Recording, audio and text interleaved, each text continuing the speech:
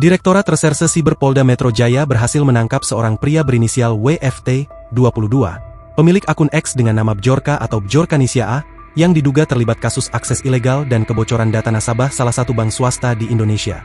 Penangkapan dilakukan di rumah kekasihnya, MGM, di Desa Totolan, Kecamatan Kakas Barat, Kabupaten Minahasa, Sulawesi Utara, pada Selasa, 23 September 2025, lalu.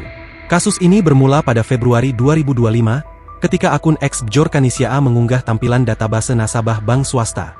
Pelaku bahkan mengirim pesan langsung ke akun resmi bank, mengeklaim telah meretas 4,9 juta data nasabah. Berdasarkan laporan polisi tertanggal 17 April 2025, penyidik segera menelusuri aktivitas digital pelaku.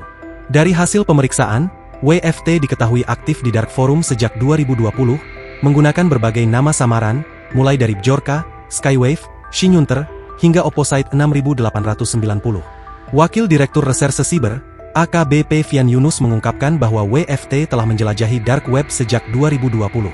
Ia memanfaatkan forum gelap untuk membeli dan menjual data pribadi, mulai dari informasi perbankan hingga data perusahaan kesehatan dan swasta.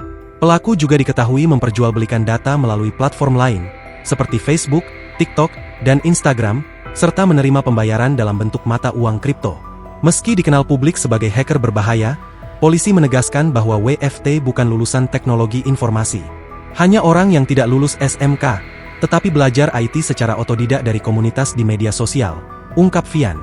Kasubdit 4 Direktorat Siber Polda Metro Jaya, AKBP Herman Edko Wijaya Simbolon menambahkan, WFT beraksi seorang diri tanpa bantuan pihak lain.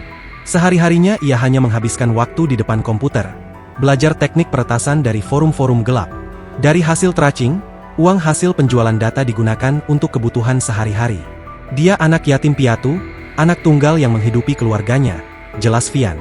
Meski sudah mengaku menggunakan nama Bjorka sejak 2020, polisi belum bisa memastikan apakah WFT adalah sosok yang sempat menghebohkan publik Indonesia pada 2022-2023. Yang opposite? Ya mungkin. Karena di internet, everybody can be anybody. Itu masih dalam penyelidikan, ujar Fian. Polisi juga membuka kemungkinan kerjasama internasional, mengingat aktivitas WFT bersinggungan dengan forum-forum gelap global dan bisa jadi menjadi incaran kepolisian negara lain. Download Tribun X sekarang, menghadirkan lokal menjadi Indonesia.